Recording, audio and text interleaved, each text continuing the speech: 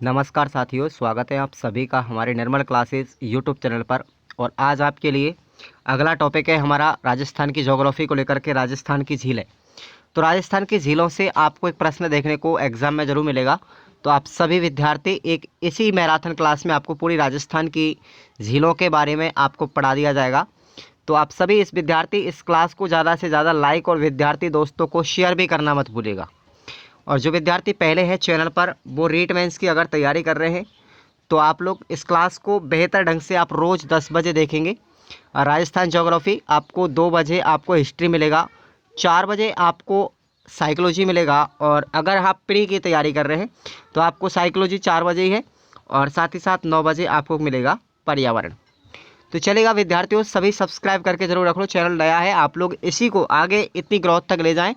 और description box में आपको हमारा एप्लीकेशन का लिंक दिया है जहां पर आपको ये नोट्स सब फ्री अवेलेबल करवाए गए हैं। और आपसे केवल वैलिडिटी का चार्ज दिया जा रहा है 21 रुपये। ऐप को डाउनलोड करो और सीधे डायरेक्ट लिंक पर क्लिक करके परचेज़ कर लो। सोचना नहीं है कि इसमें आपको पूरे नोट्स मिलेंगे या नहीं। मैं आपसे वादा कर रहा हूँ कि आपको पूरे नोट्स मिल जाएंगे। अब हम शुरुआत करते हैं राजस्थान की झीलों की। तो आपको पता है कि राजस्थान की जो झीलें हैं साथियों वो 2 तरह के होते हैं। पहली है खारे पानी की झीलें और दूसरी है मीठे पानी की झीलें। सबसे पहले हम बात करेंगे मीठे पानी की झीलों की, कि राजस्थान में कौन कौन सी मीठे पानी की झीलें हैं और इनको हम विस्तार से पढ़ने वाले हैं। प्रश्न कहाँ से भी पूछा गया वो भी मैं आपको बताऊंगा। तो आप लोग एक बार वीडियो को शुरू करने से पहले अब आप लोग लाइक कर दीजिएगा। सबसे पहली झील आती है हमारी जयसमंद झील। तो जयसमंद झील साथियों उदयपुर में स्थित है और ये बनवाई किसने थी? जयसिंह ने बनवाई थी 1687 से लेकर के 1691 के मध्य में जयसमंद झील। और इस झील का जो निर्माण था वो गोमती नदी के पानी को रोक करके किया गया था। गोमती जो नदी है साथियों वो सोम नदी की सहायक नदी, आपने नदियों में पढ़ा होगा। तो इस गोमती के पानी को रोक करके इस पर यह झील बनाई गई थी। गोमती नदी है वो डेवर नामक दर्रे से निकलती है। कहाँ से निकलती है? डेवर नामक दर्रे से। इसलिए इस जयसमंद झील का नाम भी क्या है? डेवर झील भी कहते हैं। और कई बार एग्जाम में पूछा गया प्रश्न है कि डेवर झील किस झील का उपनाम है? तो आंसर क्या होगा आपका? जयसमंद झील। इस जयसमंद झील पर साथियों 7 टापू हैं। कितने हैं? 7 टापू हैं टोटल। और उनमें से अगर आपसे पूछा जाए सबसे बड़ा टापू कौन सा है तो बाबा का भांगड़ा। कौन सा है? बाबा का भांगड़ा। और ये कई बार एग्जाम में पूछा गया है। और सबसे छोटा टापू है आपका प्यारी। कौन सा है? प्यारी। और एक अन्य टापू भी यहाँ पर बना हुआ है जिसको हम कहते हैं बाबा का मंगरा।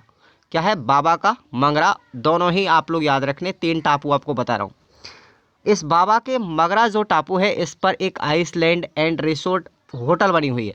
होटल का क्या नाम है? Island and resort. ये होटल बनी हुई है बाबा के मगरा टापू पर। इस जयसमंद झील से 1950 में 2 नहरें निकाली गई थी। कौन सी है? एक तो है श्यामपुरा नहर और दूसरी है भाट नहर। और ये भी प्रश्न एग्जाम में आ चुका है। यह एशिया की दूसरी सबसे बड़ी कृत्रिम मीठे पानी की झील है। कौन सी है? एशिया की अगर बात करें तो ये दूसरे नंबर की है। इस झील के किनारे औंधिया बना हुआ है। और औंधिया क्या होता है साथियों? हिंसक प्राणियों को शिकार करने या अवलोकन करने का एक स्थान होता है। ये औंधिया जो है हमारे ज़्यादातर जो कोटा में दुर्ग बना हुआ है उसमें भी बहुत ज़्यादा मात्रा में मिलेंगे। और हमारा जो अभ्यारण्य है कोटा वाला उसमें भी बहुत है औंधिया। तो ये एक स्तंभ होते थे। इन स्तंभों से हम जो हिंसक प्राणी थे या पशु थे उनको देख सकते थे और उन्हीं में से शिकार कर सकते थे। इस जयसमंद झील को जलचरों की बस्ती भी कहते हैं। क्या कहते हैं? जलचरों की बस्ती भी कहते हैं। आपको कैसा लग रहा है आज का क्लास? आप सभी विद्यार्थी एक बार कमेंट करके ज़रूर बताइएगा। और डिस्क्रिप्शन बॉक्स में आपको हमारा ऐप दिया गया है, उस ऐप से इन नोट्सों को आप लोग एक बार डाउनलोड जरूर कर लो बस। अगली झील है हमारी पिछोला। तो पिछोला झील भी उदयपुर में है। और ये बनवाई किसने थी? पिच्छू बंजारे ने बनवाई थी 1387 में। तो उस समय मेवाड़ के शासक कौन थे?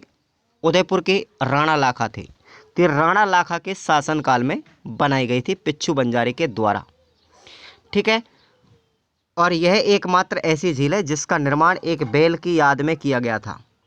एक बैल मर गया था पिच्छू बंजारे का और उस बैल की स्मृति में ही इस झील का निर्माण करवाया था। और इस झील पर 2 टापू हैं। दो टापू हैं, यानी कि दो मंदिर भी हैं, वो कह लो आप लोग। तो इन दोनों ही टापुओं पर दो मंदिर बने हुए हैं। पहला है हमारा जग मंदिर और दूसरा है जगनिवास। तो बहुत इंपॉर्टेंट है ये साथियों, याद रखना। जगनिवास और जग महल, ये दोनों जो महल है कहाँ पर हैं? पिछोला झील पर। और प्रश्न याद रखना, सौर ऊर्जा से चलने वाली पहली नाव कहाँ पर बनाई गई थी? पिछोला झील में ही चलाई गई थी सबसे पहले। पूरे भारत की अगर बात करें तो पहली भारत की सौर ऊर्जा से चलने वाली नाव थी यहाँ पर। इस झील पर नटनी का चबूतरा बना हुआ है। कहाँ पर? बिजारी नामक स्थान पर। एक बिजारी नामक स्थान है पिछोला झील के पास, जहाँ पर नटनी का चबूतरा बना हुआ है। और मैंने इतनी डीपली लिखा है कि इस नटनी का नगर आपसे नाम पूछा जाए तो नाम था उसका गलकी। क्या नाम था? गलकी, याद रखना। एक प्रश्न मैं आपको और बता दूं कि अगर नटनी का चबूतरा आपसे पूछा जाए तो ये पिछोला झील के पास में है। और अगर पूछा जाए नटनी का स्मारक कहाँ पर, नटनी की छतरी, ठीक है, या स्मारक पूछा जाए तो साथियों वो है आपकी जालौर ज़िले में। कहाँ पर है? जालौर दुर्ग के अंदर है। तो ये भी आपको याद रखना है। इस झील के किनारे उदयपुर के राजमहल बने हुए हैं। कौन से? उदयपुर के राजमहल बने हुए हैं इसी झील के पास में, जिनको फर्ग्यूसन ने बिंडसर महल की भी संज्ञा दी थी। वो आपको मैं बता दूं, आप हिस्ट्री में पढ़ के आए होंगे मेवाड़ में, तो उनको बिंडसर महल की संज्ञा दी है और वो उदय सिंह ने बनवाए थे। इस झील पर राजस्थान का दूसरा रोपवे बना हुआ है, जिसको कहते हैं करणी माता रोपवे। और कई बार एग्जाम में पूछा गया है, हाल ही सीटी में पूछा गया था करणी माता रोपवे किस जिले में है, तो उदयपुर जिले में है, इसी पिछोला झील के पास। ये दूसरा रोपवे था। पहला रोपवे आपको पता है कौन सा था? पहला रोपवे था सुंदा माता मंदिर पर जालौर के अंदर। रोपवे का मतलब होता है साथियों उड़न खटोला, जिसको हम कहते हैं, ठीक है ना।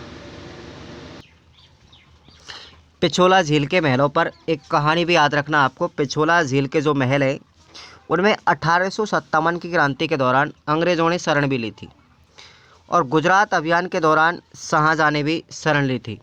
तो आपको पता, मैंने जब मेवाड़ का इतिहास पढ़ाया था तो 1857 की क्रांति के दौरान पिछोला झील पर बने हुए जगनिवास महल में अंग्रेज़ों को शरण देने वाले कौन थे? महाराणा स्वरूप सिंह थे। कौन थे? महाराणा स्वरूप सिंह थे। ये आपको मैंने बताया है। पिछोला झील को उदयपुर की फतेह सागर झील से जोड़ा गया है। पिछोला झील को उदयपुर की जो फतेह सागर झील है, फतेह सागर और पिछोला, इन दोनों को जोड़ने का काम कौन करती है? स्वरूप सागर झील करती है। कौन सी? स्वरूप सागर झील। और इसको 1805 में बना करके तैयार किया गया था, नहीं जोड़ा गया था उससे। पिछोला झील के किनारे एक बागोर की हवेली भी स्थित है। क्या है? बागोर की हवेली, जिसको किसने बनवाया था? अमरचंद बड़वा ने बनाया था। और ये अमरचंद बड़वा थे मेवाड़ के प्रधानमंत्री। कौन थे? मेवाड़ के प्रधानमंत्री थे। और इसी अगर हवेली की बात करें तो इस हवेली में सबसे लंबी पगड़ी भी रखी हुई है। बागोर की हवेली में सबसे लंबी पगड़ी भी रखी हुई है। और मानसिंह जो कछवा थे, जिस समय अकबर के सेनापति हुआ करते थे मानसिंह कछवा, वो भी इसी हवेली पर आए थे। और किससे मिले थे? महाराणा प्रताप से मिले थे। और महाराणा प्रताप के मिलते समय उनको जो भोजन की व्यवस्था की गई थी वो इसी झील पर की गई थी। तो ये भी पॉइंट आपको याद रखना है। सबसे पहले मानसिंह कछवा जब आया था महाराणा प्रताप से मिलने, तो किस झील पर आया था? पिछोला झील पर आया था। अगली झील हम पढ़ेंगे फतेह सागर झील। साथियों ये भी उदयपुर में है और इसका निर्माण करवाया था जय सिंह ने। किसने करवाया था? जय सिंह ने 1688 में। और इसकी जो नींव लगाई गई थी वो देवली या देवाली नामक स्थान पर ड्यूक ऑफ कनाट के माध्यम से लगाई गई थी। ये एक अंग्रेज़ अधिकारी था, ठीक है। 1678 में लगाई गई थी, इसलिए इस झील को कनाट बांध या देवाली तालाब भी कहते हैं। ड्यूक ऑफ कनाट के माध्यम से नींव रखी गई थी फतेह सागर झील की, इसलिए उसको कनाट बांध या देवाली नामक स्थान पर, तो इसको देवाली तालाब भी कहते हैं। इस फतेह सागर झील के किनारे एक नेहरू उद्यान बना हुआ है। क्या है? नेहरू उद्यान भी है, ठीक है। और इसी झील के पास की बात करें तो राज्य की पहली सौर वेधशाला स्थापित की गई है। राज्य की पहली सौर वेधशाला कहाँ पर है? इस फतेह सागर झील के पास में है। इस झील के किनारे महाराणा प्रताप का स्मारक भी बना हुआ है। कौन सी जगह पर? मोती मगरी नामक स्थान पर, याद रखना, महाराणा प्रताप का स्मारक भी बना हुआ है। राज्य का पहला शिल्पग्राम अगर आपसे पूछा जाए तो कहाँ पर है? वो हवाला ग्राम उदयपुर में है, इसी झील के पास में। सहेलियों की बाड़ी भी अगर आपसे पूछा जाए तो वो भी कहाँ पर है? फतेह सागर झील उदयपुर में है। और ये भी आपको पता होना चाहिए किसने बनवाई थी? संग्राम सिंह सेकंड ने इसको बनवाया था। ये मैंने आपको मेवाड़ का जब इतिहास पढ़ाया था तो अच्छे से पढ़ाया है, एक बार मेवाड़ का इतिहास आप पढ़ के ज़रूर आए। इस सहेलिया की बाड़ी को पुणे किसने बनवाया था, याद रख, इस झील को किसने बनवाया था, पुणे फतेह सिंह ने बनवाया था। इसका पुनर्निर्माण 1688 में करवाया था फतेह सिंह के द्वारा, इसीलिए इस झील का नामकरण फतेह सिंह के नाम पर किया गया था, फतेह सागर झील। इस झील का प्रारंभिक नाम था साथियों देवाली तालाब या कनाट बांध, लेकिन फतेह सिंह के नाम पर इसका नाम फतेह सागर कर दिया गया था। फतेह सागर झील को भी पिछोला झील से मेवाड़ के महाराणा स्वरूप सिंह ने 1857 में जोड़ दिया था। इसको भी जोड़ दिया, पिछोला से फतेह सागर को भी जोड़ा था किसने, स्वरूप सिंह ने जोड़ दिया था। देख लो आप, पिछोला और फतेह सागर झील को जोड़ने वाली जो तंग झील है वो ही स्वरूप सागर है, तो दोनों झीलों को जोड़ा था इसने। अगली झील है उदय सागर झील, और ये भी कहाँ पर है, उदयपुर में। किसने बनवाई थी, महाराणा उदय सिंह ने 1559 में बनवाई थी। इस झील का निर्माण किया गया था साथियों आयड या बेडच नदी पर। कौन सी, आयड कह लो चाहे बेडच। अब देखिएगा आयड जो था, जैसे आयड नदी निकलती है अपने उद्गम से, तो शुरू में इसका नाम आयड था, लेकिन ये आयड नदी जब उदय सागर झील में गिरती है तब तक तो इसका आयड नाम था, लेकिन जैसे ही उदय सागर झील से झील निकलेगी, ये नदी निकलेगी, तो इसका नाम बेडच पड़ जाता था। तो ये आपको याद रखना है। अगली झील है हमारी आना सागर झील। इसका ये कहाँ पर है, अजमेर में, और इसका निर्माण करवाया था अर्णोराज चौहान ने 1135 से लेकर के 1137 के मध्य। इस झील का निर्माण चंद्रा नदी कह लो चाहे बांडी नदी, चंद्रा या वांडी नदी का पानी रोक करके इसका निर्माण किया गया था। इस झील पर दौलत बाग जहांगीर ने बनवाया था, और इस दौलत बाग का वर्तमान में नाम क्या है, सुभाष उद्यान है।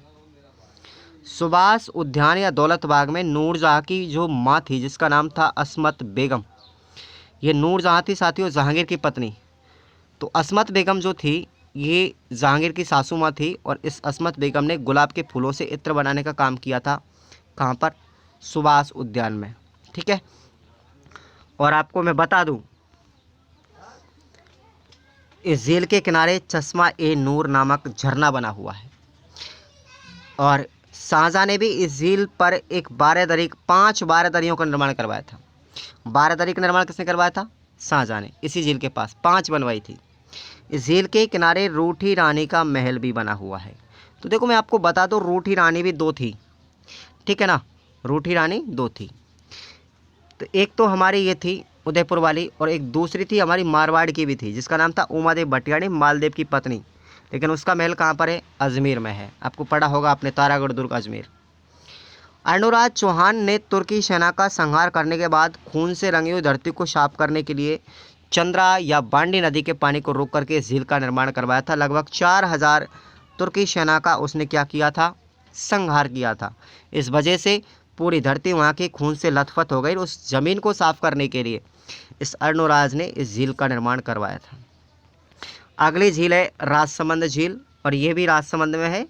किसने बनवाई थी, राज सिंह के द्वारा। राजसमंद झील का निर्माण जो किया गया था साथियों वो गोमती नदी पर ही किया गया है। जयसमंद का और राजसमंद दोनों ही नदी गोमती, दोनों ही झील गोमती नदी पर हैं। इस झील को हम, जो ये झील थी हमारी राजसमंद, इसकी नींव किसने लगाई थी, घेवर बाई ने रखवाई थी। घेवर बाई वहाँ की कोई सती थी, और वहीं पर इस राजसमंद झील के पास में एक घेवर माता का मंदिर भी बनवाया गया था। इस झील के किनारे एक राज प्रशस्ति लगी हुई है, ठीक है ना, और ये राज प्रशस्ति पूरे इतिहास की अगर बात करें पूरे एशिया की सबसे बड़ी प्रशस्ति है, जिस पर मेवाड़ का इतिहास लिखा हुआ है। इसकी भाषा संस्कृत है। इसके लेखक कौन थे, रणछोड़ भट्ट तेलंग थे। ये 25 बड़ी शिलाओं पर लिखी हुई है। इसमें श्लोकों की संख्या पूछी जाए तो 1917 है, ठीक है। कहीं कहीं पर आपको 1906 भी मिलेगा, ठीक। राजसमंद झील की बात करें तो इस झील की उत्तरी जो पाल है उसको हम 9 चौकी की पाल कहते हैं। कई बार प्रश्न पूछा भी गया है। राजस्थान की एकमात्र ऐसी झील है जिसके नाम पर किसी जिले का नामकरण किया गया है। जैसे राजसमंद जिला आपने पढ़ा होगा ना, तो ये राजसमंद जिला साथियों ये राजसमंद झील के नाम पर ही रखा गया था। घेवर माता का मंदिर भी यहीं पर स्थित है, और घेवर माता ऐसी थी जो बिना पति के सती होने वाली देवी थी। द्वारकाधीश का मंदिर भी यहीं पर बना हुआ है, ठीक है। और अब अगली आती है कोलाई झील। ये कहाँ पर है, बीकानेर में, और एक प्राकृतिक झील है। ये क्या है, एक प्राकृतिक झील है, नेचुरल लेक्स है। इस झील पर कुल 52 घाट है। इस झील को राजस्थान के मरुस्थल का उद्यान भी कहते हैं, कोलायत को। और यहाँ पर कपिल मुनि की तपोस्थली है, जहाँ पर मेला लगता है कार्तिक पूर्णिमा को। यहाँ पर दीपदान भी होता है, याद रखना। चारण जाति के जो लोग हैं वो कभी भी कपिल मुनि के मेले में शामिल नहीं होते हैं। ये लाइन आपको याद रखना है। कौन सी जाति के? चारण जाति के लोग। अगली झील है हमारी मोती झील। ये भरतपुर में है। इसका निर्माण सूरजमल जाट के द्वारा करवाया गया था 1733 में। यह झील रूपा रेल नदी पर निर्मित है। रूपा रेल नदी के पानी को रोक करके मोती झील का निर्माण करवाया गया था। और इस झील से एक सुजान गंगा नहर निकाली गई है, और यह नहर है वो भरतपुर की जीवन रेखा या लाइफ लाइन के नाम से जानी जाती है। ध्यान रखना, इस नहर के पास में ही ये जो नहर है वो लोहागढ़ दुर्ग की खाई में जा कर के गिर जाती है। क्लियर? ये एकमात्र ऐसी झील है, कई बार प्रश्न आया हुआ है कि मोती झील जो है एकमात्र ऐसी झील है जिसमें नाइट्रोजन युक्त नील हरित शैवाल की खेती की जाती है, यानी वहाँ पर उत्पादित किए जाते हैं। तो ये याद रखना आप लोग, नाइट्रोजन युक्त नील हरित शैवाल की खेती होती है। अगली झील है हमारी पुष्कर झील, जो अजमेर में है। इसका निर्माण पुष्पकन्ना ब्राह्मण द्वारा किया गया था। एक प्राकृतिक झील मानी जाती है। यह राजस्थान की सबसे पवित्र झील है, जिसमें कुल 52 घाट हैं। इसमें एक जनाना घाट का निर्माण मैडम मेरी ने करवाया था, ठीक है। और इस घाट से महात्मा गांधियों की अस्थियां भी इसी झील में विसर्जित की गई थी। और वर्तमान में इस जनाना घाट को ही हम महात्मा गांधी घाट के नाम से भी जानते हैं। ये भी आपको याद रखना, गांधी घाट है। इस झील पर विश्व का एकमात्र ब्रह्मा मंदिर बना हुआ है, जिस पर विधिवत रूप से पूजा अर्चना होती है। और सावित्री माता का मंदिर भी इसी झील पर बना हुआ है। यहाँ पर अन्य घाट भी हैं, 2 घाट और है, जिसका नाम गौ घाट और दूसरे का नाम ब्रह्मा घाट। पुष्कर झील को अन्य नामों से जानते हैं, देखिएगा कौन कौन से नाम है। जैसे तीर्थों का मामा है, कोंकण तीर्थ है, तीर्थराज है, हिंदुओं का 5वां तीर्थ भी इसको कहते हैं। तो ये 4 उपनाम इसके याद रखना। पुष्कर मेले की बात करते हैं। यहाँ पर पुष्कर मेला भी लगता है कार्तिक पूर्णिमा को, जो राजस्थान का सबसे रंगीन मेला है। इस मेले में कार्तिक पूर्णिमा को दीपदान भी होता है। और राजस्थान में सर्वाधिक विदेशी यात्री भी इसी मेले में आते हैं। और ऊँट बिक्री के लिए प्रसिद्ध मेला माना जाता है। दीपदान याद रखना आपको साथियों, राजस्थान में केवल ऐसे 3 मेले हैं जहाँ पर दीपदान होता है। पहला पुष्कर, दूसरा कोलायत मेला बीकानेर का, और तीसरा है अपना चंद्रभागा मेला झालरा पाटन का। क्लियर? ये दीपदान के लिए प्रसिद्ध है, बहुत प्रश्न पूछा गया एग्जाम में। और इसी पुष्कर झील के पास में रंग जी का मंदिर है, या फिर बड़ा मंदिर भी यहीं पर स्थित है, जिसका निर्माण अर्णोराज ने करवाया था, बड़ा मंदिर का।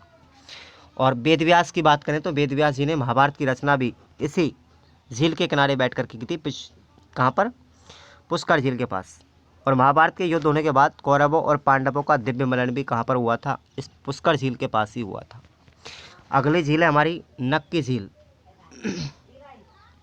देखिएगा, नक्की झील साथियों शिरोई में है। ये भी एक प्राकृतिक झील है। और प्राचीन मान्यता के अनुसार ऐसा माना जाता है कि इसकी झील का जो निर्माण है वो देवताओं ने अपने नाखूनों से किया था, इसलिए इसको नक्की झील कहते हैं। ये राजस्थान की सबसे अधिक ऊंचाई पर स्थित झील है। लगभग इसकी ऊंचाई बात करें तो 1200 मीटर है। यह राजस्थान की मीठे पानी की सबसे गहरी झील है। आपसे पूछा जाए सबसे गहरी झील कौन सी है, तो राजस्थान की वो है हमारी नक्की झील। यहाँ पर कुछ चट्टानें भी हैं, और ये पूछा भी गया प्रश्न एग्जाम में। पहला याद रखना है टॉड रॉक, पैरट रॉक और नन रॉक और नंदी रॉक। ये 4 आपकी रॉक है, यानी चट्टान है, जो इसी झील पर है। ये राजस्थान की एकमात्र ऐसी झील है, नक्की झील, जो सर्दियों में जम जाती है। और इस झील के पास में रघुनाथ जी का मंदिर है। अब आपको कुछ 3 पॉइंट ऐसे हैं जो कन्फ्यूजन करने वाले हैं। आपको पूछा जाए कि राजस्थान की सबसे नीचाई पर स्थित झील कौन सी है, तो आपको पता होना चाहिए तलवाड़ा झील है, हनुमानगढ़ जिले में। कौन सी है? तलवाड़ा झील, हनुमानगढ़ जिले में। राजस्थान की सबसे गहरी झील पूछी जाए तो कौन सी है? सांवर झील है, खारे पानी की।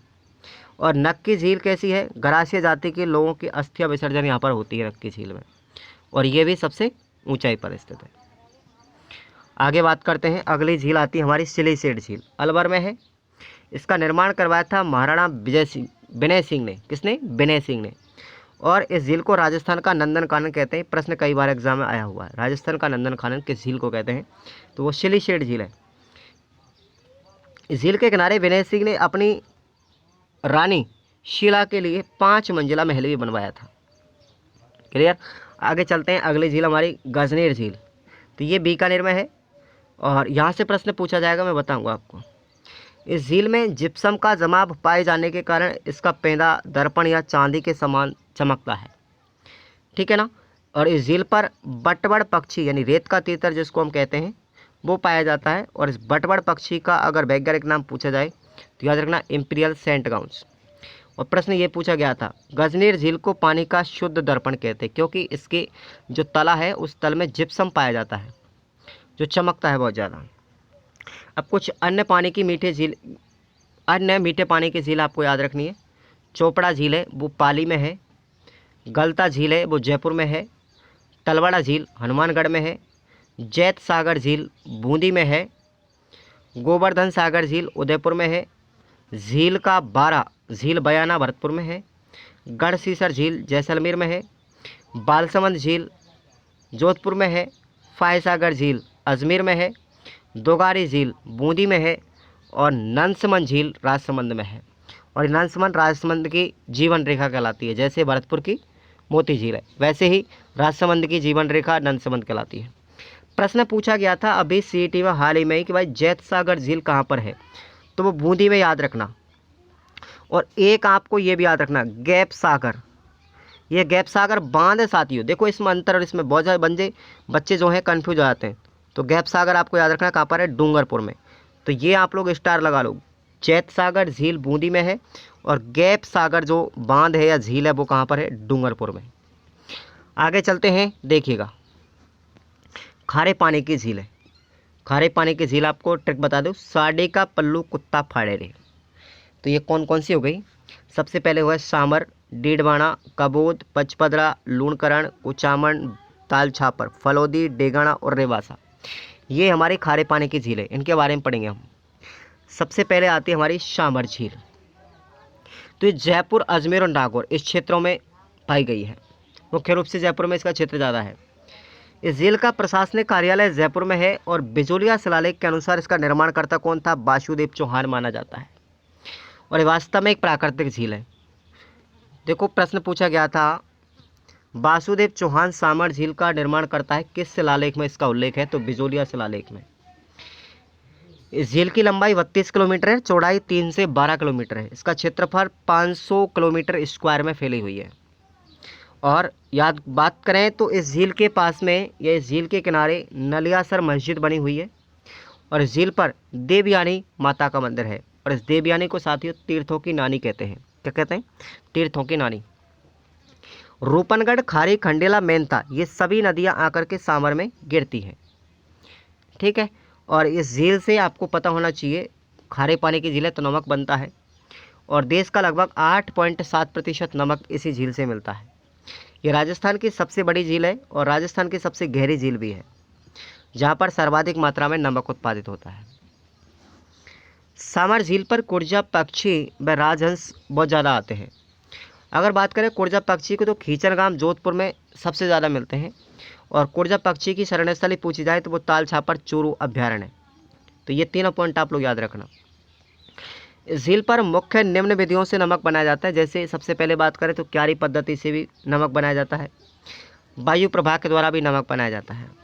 इस झील में स्पाइरुलिना नामक शैवाल पाया जाता है, नोट करो इस लाइन को, ठीक है। सामर झील में स्पाइरुलिना नामक शैवाल पाया जाता है जिससे नमक में प्रोटीन की मात्रा अधिक पाई जाती है। दादू दयाल जी महाराज थे, उन्होंने भी सबसे पहले उपदेश जो दिए थे सामर झील पर ही दिए थे। और दादू दयाल को राजस्थान का कबीर भी कहते हैं। क्या कहते हैं, राजस्थान का कबीर। इस झील को 1990 में रामसर साइट घोषित किया गया था। याद रखना, राजस्थान की रामसर साइट या नमभूमि क्षेत्र, आर्द्रभूमि क्षेत्र केवल 2 है राजस्थान में। पहला है हमारा सामर और दूसरा है हमारा केवलादेव, जिनको राष्ट्रीय धरोहर में शामिल किया गया, केवलादेव अभ्यारण्य। केंद्र सरकार के द्वारा हिंदुस्तान सार्ट लिमिटेड उपक्रम भी इसी झील पर लगाया गया है, सामर पर। अगली झील हमारी पंचपदरा बाड़मेर। इसका निर्माणकर्ता पंचा नामक झील को माना जाता है और इस झील से 98% शुद्ध नमक प्राप्त होता है। बिल्कुल 98% NaCl की मात्रा होती है यहाँ पर। प्रश्न पूछा गया था, कोशोली शामरा और छोटा सामरा किस झील के पास में। बहुत से बच्चे इसको सामर झील करके आए थे, लेकिन याद रखना ये पंचभद्रा झील के किनारे है छोटा सामरा और कोशोली शामरा। पचपदरा की बात करें तो इस झील के नमक में 98% सोडियम क्लोराइड यानी NaCl की मात्रा पाई जाती है, शुद्ध नमक होता है। इस झील पर खारवाल जाति के लोगों के द्वारा नमक बनाया जाता है मोरली झाड़ी से। किससे? मोरली झाड़ी से, याद रख लेना ये। इस झील पर राजस्थान सरकार का एक प्रक्रम लगाया गया था, राजस्थान स्टेट वर्क संयंत्र, जो नमक बनाने का काम करता है। अगली झील हमारी डेडवाना झील। कौन सी है? डेडवाना। ये साथियों नागौर जिले में है। इस झील के पानी में सोडियम क्लोराइड की मात्रा अधिक पाए जाने के कारण ये खाने योग्य नहीं है। ठीक है। इस झील का उपयोग, इस नमक का उपयोग चमड़ा व कागज उद्योग में किया जाता है, कागज और चमड़ा उद्योग में। क्लियर। राजस्थान सरकार के द्वारा यहाँ पर एक प्रक्रम भी लगाया गया नमक बनाने के लिए, राजस्थान स्टेट केमिकल वर्क संयंत्र 1960 में लगाया गया था। अगली झील हमारी लूणकरणसर झील बीकानेर। ये भी खारे पानी की है। तो इस झील से बात करें तो इससे कम मात्रा में नमक मिलता है और इसके नमक से केवल स्थानीय लोगों की मांग पूर्ति होती है। लूणकरणसर जो जगह है साथियों वो मूंगफली उत्पादन के लिए प्रसिद्ध है, इसलिए लूणकरणसर को राजस्थान का गलियाकोट भी कहते हैं, क्योंकि यहाँ पर सबसे ज़्यादा मूंगफली का उत्पादन होता था गलियाकोट में। ठीक है ना, इसलिए लूणकरणसर को गलियाकोट की संज्ञा दी गई है। तो पूछा जाए कि राजस्थान का गलियाकोट कौन है, तो वह लूणकरणसर, मूंगफली प्रसिद्ध होने के कारण। और कुछ झीलें देखिएगा। कबोत झील अगर आपसे पूछी जाए तो कहाँ पर है? जैसलमेर में है। कुचामन झील पूछी जाए तो नागौर में है। डेगाना झील पूछी जाए तो नागौर में है, ये पूछी गई है डेगाना। रेबासा पूछी जाए तो सीकर में है और फलोदी झील पूछी जाए तो जोधपुर में। ये सब हमारी खारे पानी की पड़ी हमने।